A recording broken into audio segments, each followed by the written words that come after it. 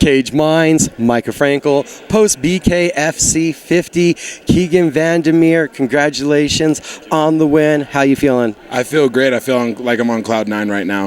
The whole fight played out way better than I probably could have pictured, and I've played that fight over 100 times in my head. We've seen Dillion last time here, ferocious 7-second knockout. What were your expectations then coming in? To be honest, ever since I saw Dillion get that knockout here, that just kind of woke me up, because I was like, because during that, like, I was still injured, I was still healing up, but shoot, I saw that and I just had this feeling in my gut, and I was like, I'm next, bro. So really just acknowledging Dillion and how dangerous and powerful he is in both hands. Man, I've had that number for a long time.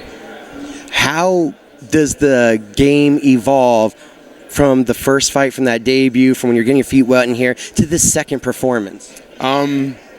Shoot, I'm a quick learner. So for me, what happened with the first fight and me learning what I needed to was a ton of respect for the sport, ton of respect. And it's kind of like one of those things where, like, if you're like riding a horse for the first time, you think that so much goes into it, but it's really not. It's so much simpler than people make it. A lot of people hear fist fight and 1,000 thoughts fly through their head, but it's really just, be fundamental, be methodical.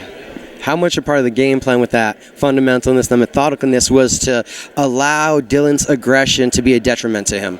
I really had to work on being patient and not engaging in the firefight. I had to let him come forward and fall on something. And I got a taste of that power. I was like, I got to be careful, because he clocked me a good one, and I was like, I just got to make sure I can't mess up this next time. So that was really mainly it. That fading back left hook, it was a theme of the night. Did you see that after your fight? And also with your fight, is that just something you work on? Is it natural? Where does that shot come from? I think after boxing a lot, I'm a tall athlete.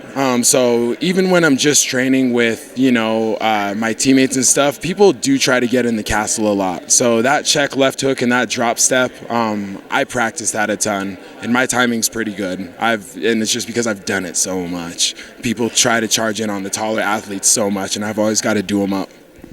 You land that shot. Did you see Dillion's eyes roll back?